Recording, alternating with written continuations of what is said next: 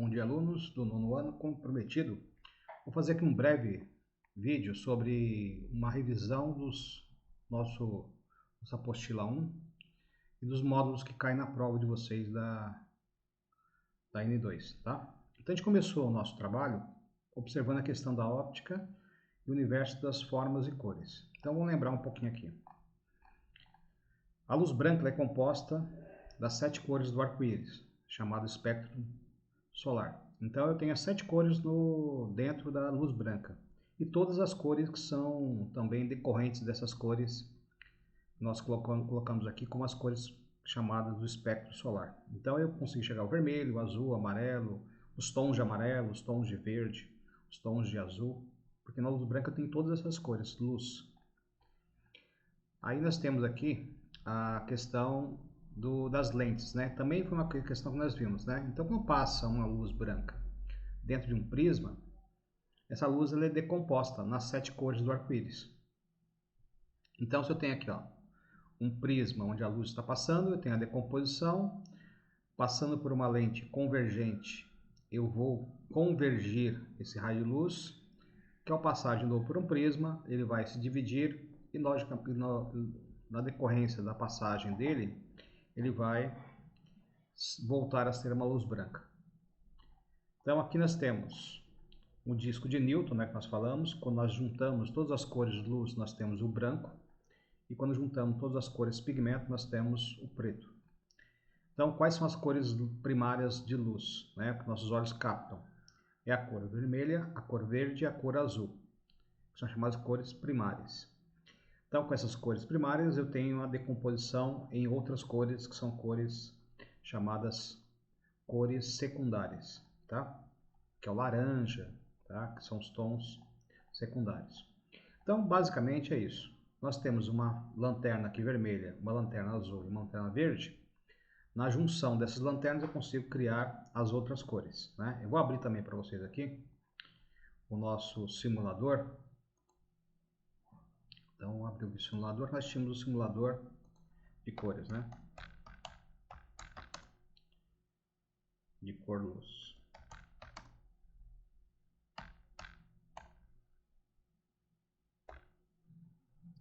Então, aqui abrindo o simulador de cor luz, foi o mesmo que nós trabalhamos em aula, né? Então, se tiver aqui chamado lâmpadas ou lanternas RGB, né? Que seria o red, o green e o blue. Então vamos ver aqui, ó. Se eu ligasse aqui totalmente uma luz vermelha, eu vou entender isso como vermelho. Se eu colocasse agora no vermelho o verde, vou entender isso como amarelo. Se eu colocasse agora o vermelho com o azul, eu tenho a cor chamada de magenta. Se eu agora tirar o vermelho e deixar o verde e o azul, eu tenho o ciano. Tá? Então, o ciano é o verde e o azul. O magenta seria o azul com o vermelho. E se eu quiser criar o amarelo, eu tenho aqui o vermelho com o verde. Certo? Então, isso aqui nós trabalhamos em sala de aula com este mesmo simulador. Vamos pegar agora um outro simulador, que é quando eu trabalho com filtros, né? Então, se eu ligar aqui, estou enxergando o amarelo. Se eu colocar um filtro aqui amarelo, vou enxergar amarelo, porque o amarelo deixa passar só a luz amarela. Se eu colocasse aqui um filtro vermelho, ele vai bloquear a passagem de luz amarela. Só consigo que a luz passe se eu colocar aqui uma lâmpada totalmente agora vermelha, tá? Então, agora a questão, vou colocar aqui esse aqui que dá uma noção melhor. Vou mudar aqui para... Ó, aqui eu tenho pequenos fragmentos. Está bloqueando. Agora, por que passa um pouco de alguns fótons aqui? É porque quando eu coloquei aqui a minha cor luz está muito próxima do verde. Esse verde ele tem a composição do amarelo. Lembra-se que o amarelo eu consigo pegando o verde com o vermelho. Então aqui eu tenho alguns fótons que são verdes, então eu consigo que ele passe. Se eu colocasse mais aqui, mais próximo do verde o filtro, ó, mais luz passaria. Então esse é o efeito que nós temos. Os filtros, eles também deixarão passar a cor correspondente à sua cor luz. Então agora vamos ver um simulador de espelhos. Espelhos.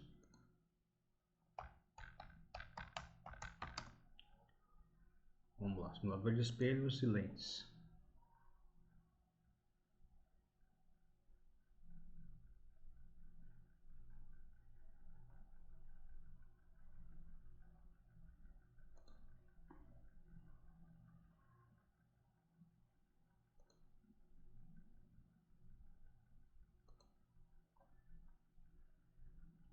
Então vamos ver aqui. Nosso simulador de espelhos. Então aqui nós temos lentes, né? Uma lente, que ela é uma lente. Vamos colocar aqui nossos rótulos, né? Então uma lente convexa, que a curvatura é para fora, o que acontece com a imagem? A imagem passa por essa lente, ela vai convergir e ela vai fazer com que a minha imagem fique de forma invertida. Tá? É a imagem real, mas ela é invertida. Se eu mudar agora o tipo de lente, agora eu tenho aqui uma lente que ela é côncava, concavidade para dentro. O que acontece com a imagem? Ela vai ser virtual e o objeto estará na mesma posição, ou seja, o objeto estará na posição direita. Então, lentes côncavas deixam o objeto virtual, a imagem virtual, e essa imagem será direita. Lentes que são convexas deixam essa imagem real, mas ela invertida. Vamos ver agora na questão dos espelhos. Então, simulador de espelhos.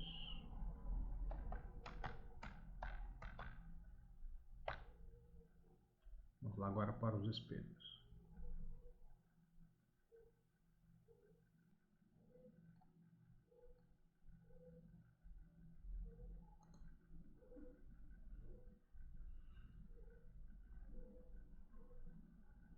Então, vamos ver lá.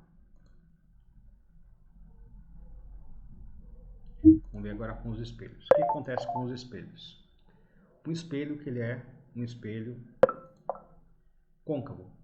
A parte espelhada está para dentro. O que acontece com a imagem? A imagem vai ficar invertida, tá? E essa imagem será real. E a imagem fica maior do que o objeto. Vamos pegar agora um espelho que seja côncavo. Vamos pegar aqui os rótulos aqui. Vamos puxar essa imagem.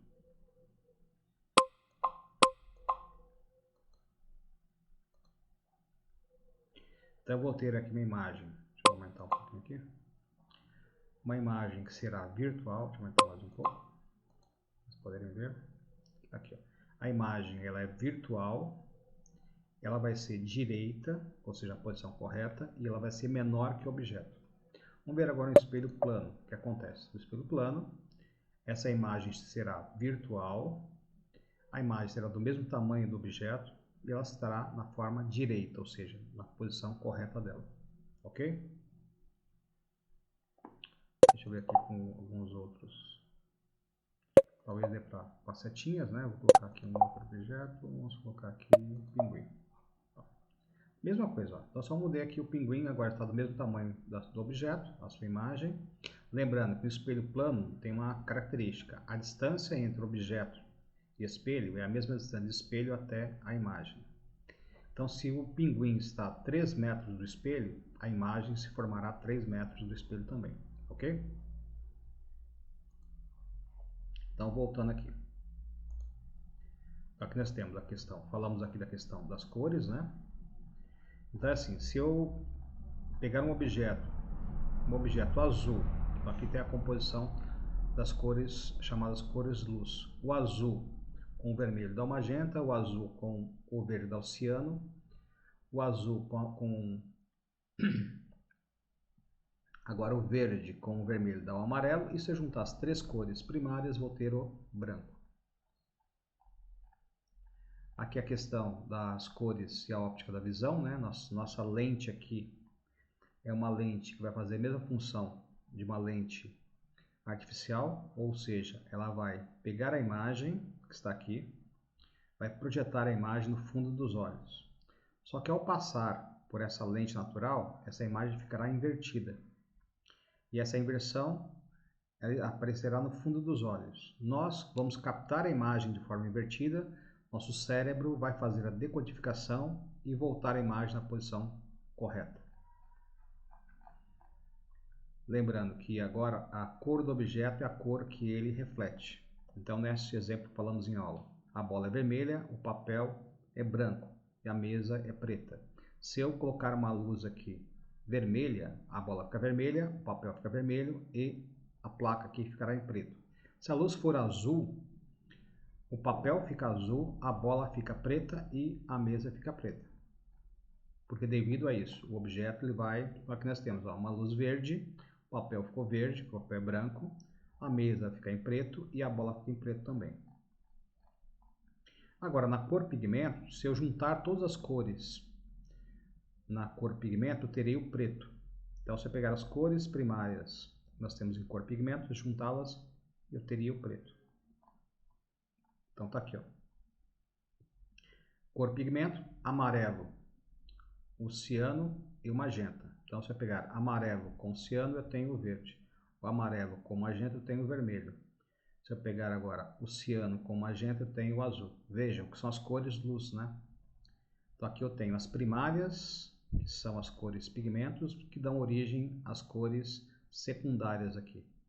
E quando a cor é luz, eu teria o azul, o vermelho e o verde como cores primárias, que darão origem a cores secundárias. Aí darão origem ao ciano, o amarelo e o magenta na cor luz, tá?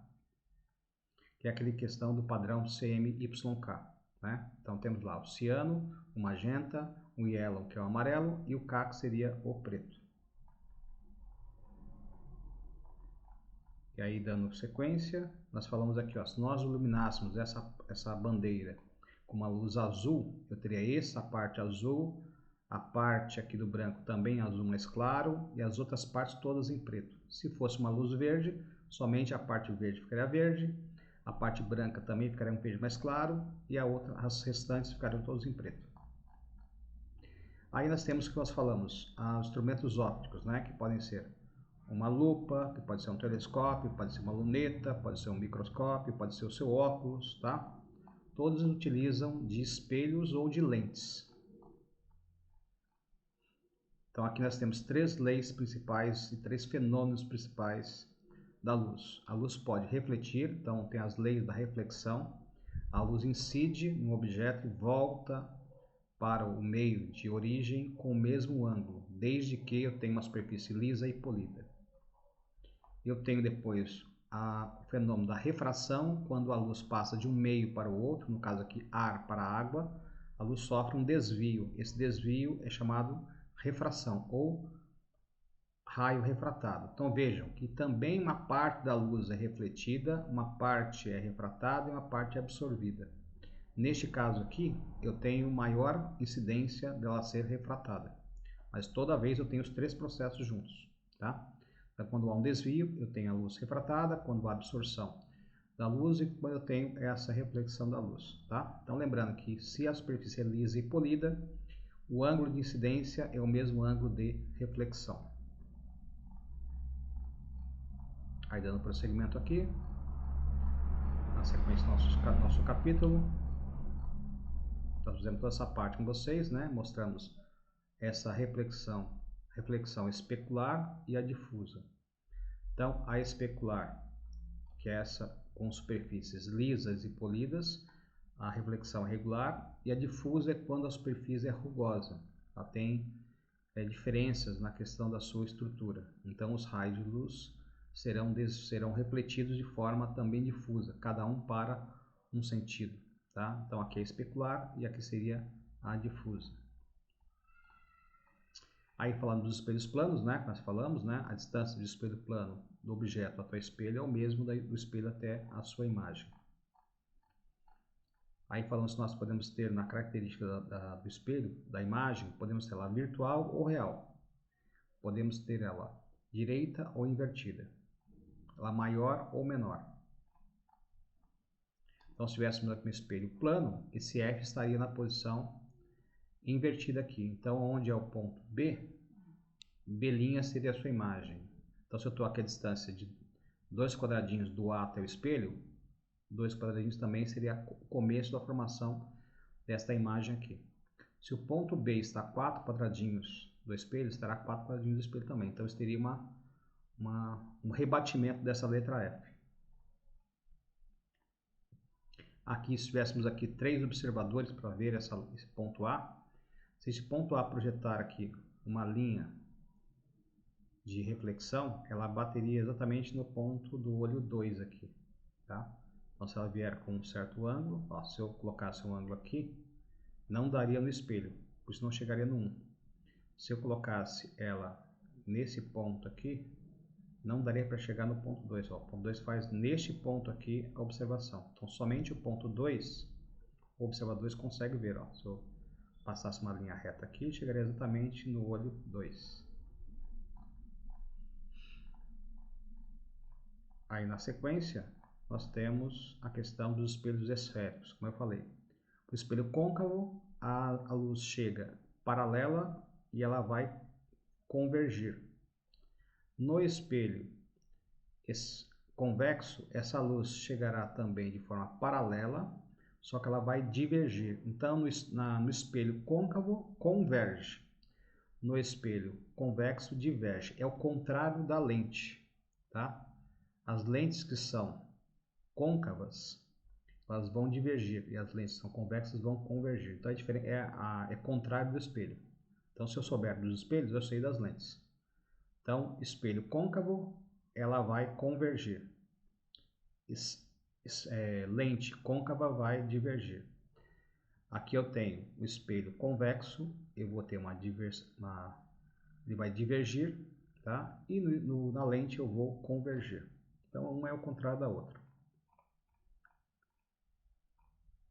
Aqui temos uma ilustração dos espelhos, né? O côncavo converge e no espelho convexo ele vai divergir. Então, o raio de luz chega paralelo, ele vai convergir por um único ponto de foco. E aqui no espelho convexo, a luz chega paralela, mas vai divergir. Cada raio de luz está refletindo para uma posição diferente.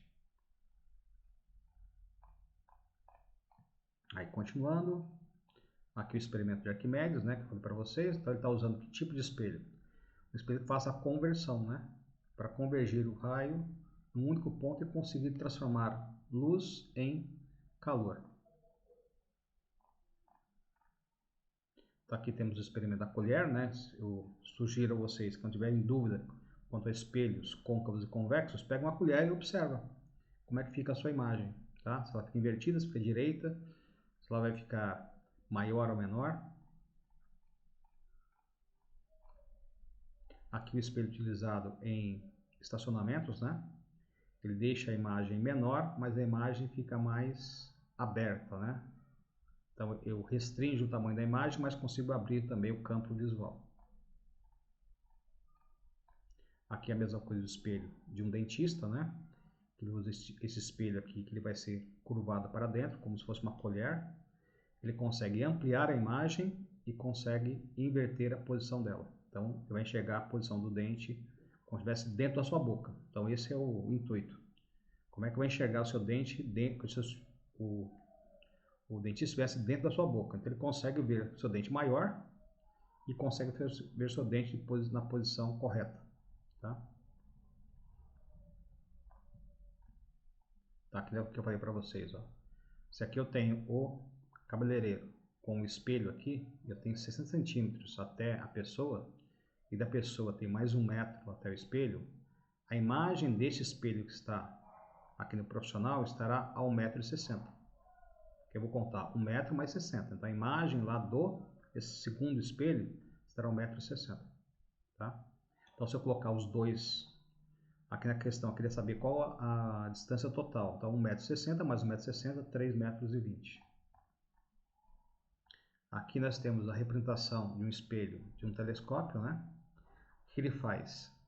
Ele vai convergir ou ele vai divergir? Na verdade, ele tem que fazer esse processo de convergir num único ponto.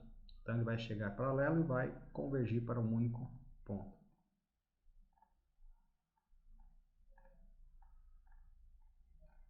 Aqui no caso da ambulância, eu tenho que escrevê-la de trás para frente, porque quando você olha no espelho retrovisor dentro do carro, o espelho plano ele faz a inversão da posição. O que é direito fica esquerdo. Então, do lado direito fica do lado esquerdo. Então, eu consigo ler a ambulância na posição correta quando estou olhando para o retrovisor dentro do carro.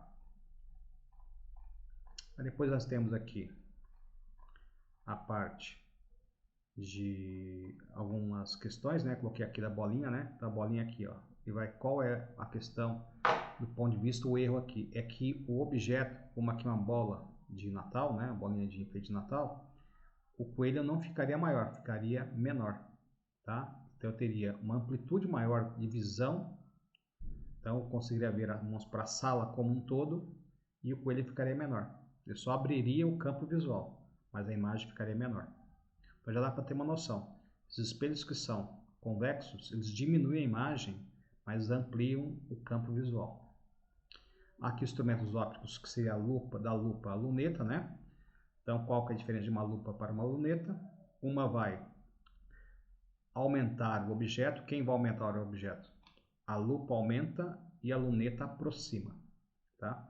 A função da lupa é aumentar um objeto e da luneta é aproximar um objeto.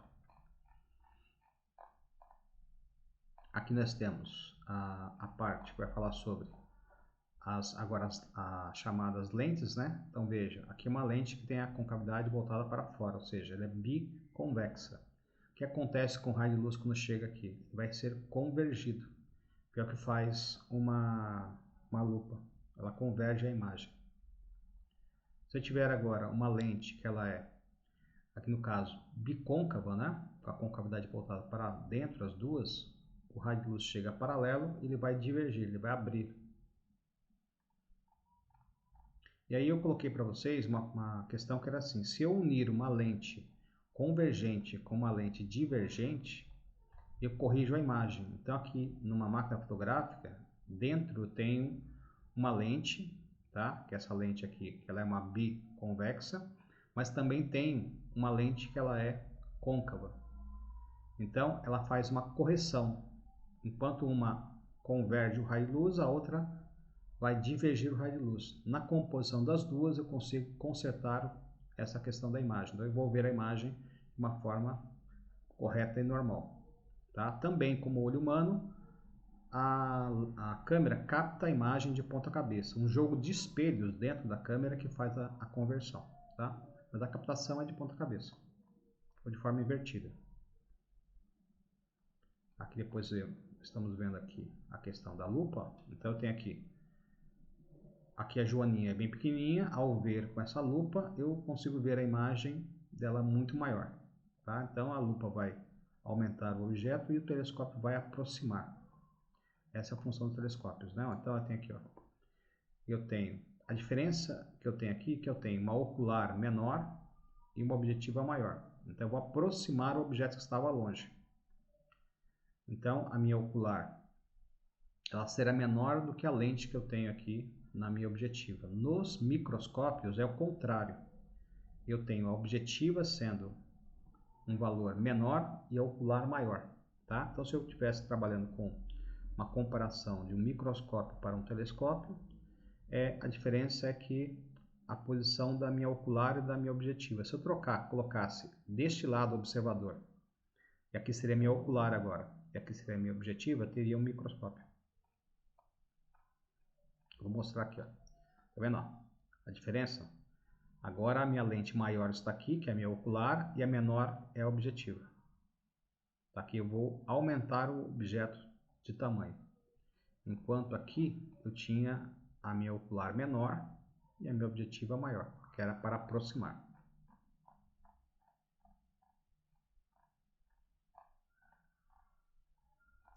Aí dando sequência aqui, nós temos alguns experimentos, né? E vamos para o próximo capítulo. Que é começando aqui a explicação da mecânica, né, de força de tração e força elástica e peso. Então, qual a função de uma roldana ou de uma polia? É facilitar o trabalho, diminuir o esforço. Essa é a função.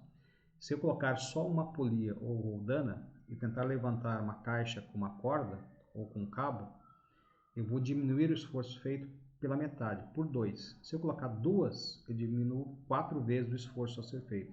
Se eu colocar 3, eu diminuo 8 vezes. Então é sempre uma exponencial, tá? Aí seriam 2, 4, aí o dobro, 8, o dobro, 16, assim por diante. Então, uma diminui em metade do esforço, 2 polias diminui em 4 vezes, 3 polias em 8 vezes, 4 polias em 16 vezes, ok? Assim por diante. Então, aqui eu tenho, para que eu possa deslocar esse objeto, tem algumas forças atuando. Uma força para baixo, que é a força peso, uma força para cima, que é a força normal, que elas se equivalem, se anulam. E tem a força de atrito, que é contrária ao movimento, e tem a força aplicada sobre um corpo. As resultantes sempre são as forças que têm uma condição de ser a força maior tirando a menor. O que é força de tração?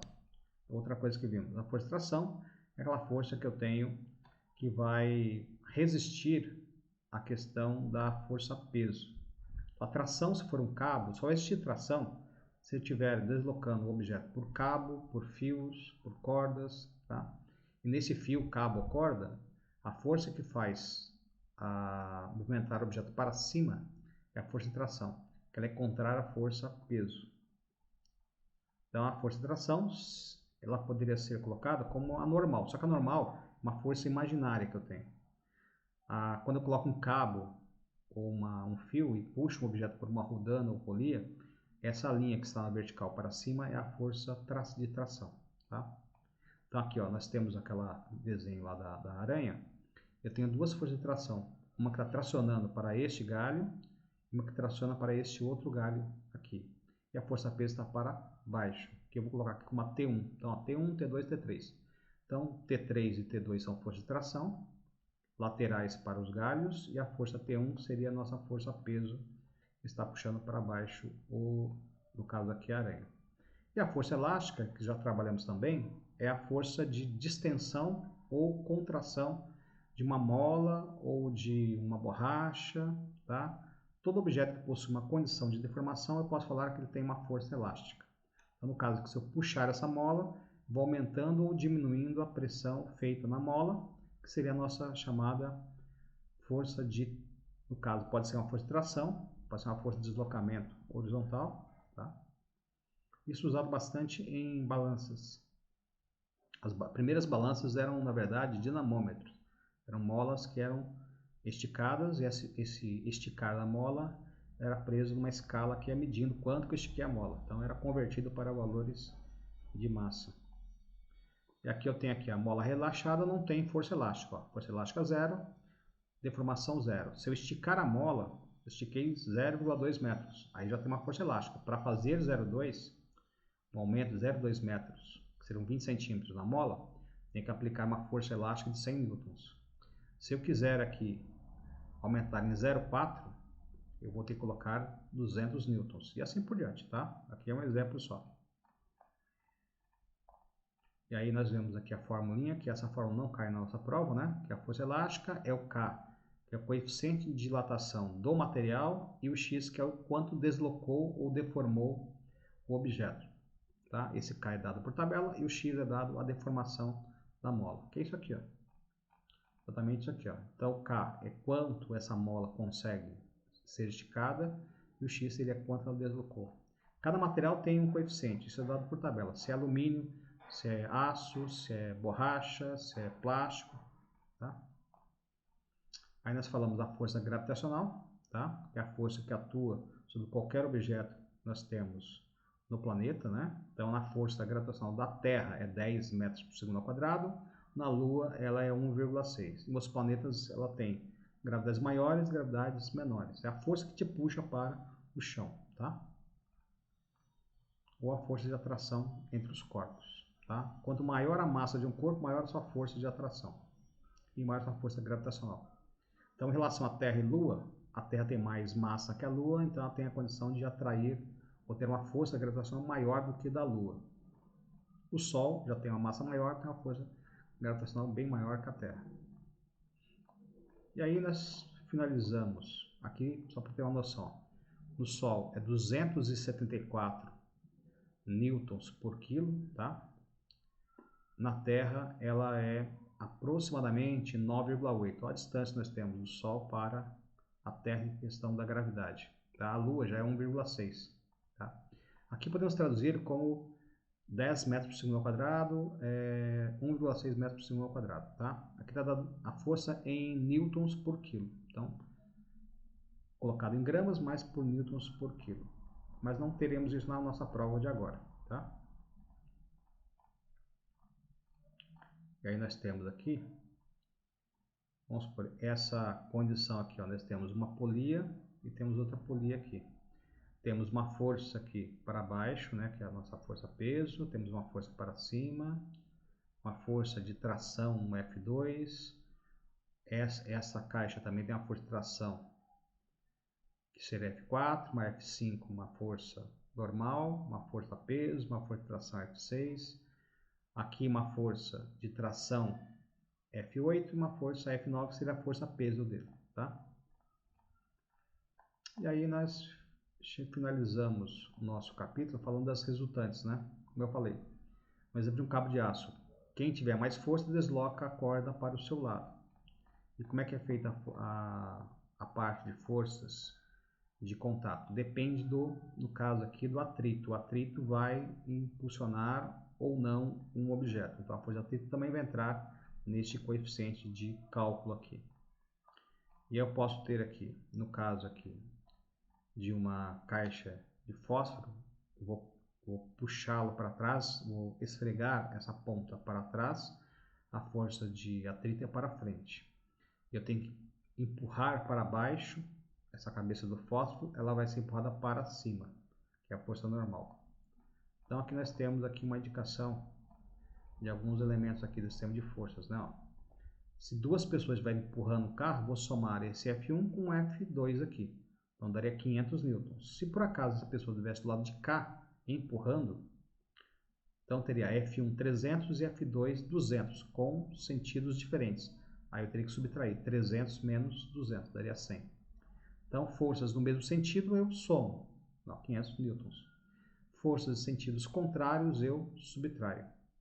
Então, aqui eu tenho um skate, né? Essa pessoa puxando para um lado, essa puxando para o outro. Qual que é a resultante? 70 menos 50, 20. Para onde vai o skate? Para este lado aqui, com 20 newtons. Tá? Então, é 20 newtons. Ó. Então, 70 menos 50, 20 newtons para a direita. Aqui esse atleta, né? Ele tem que empurrar para baixo essa haste, pôr essa haste para baixo.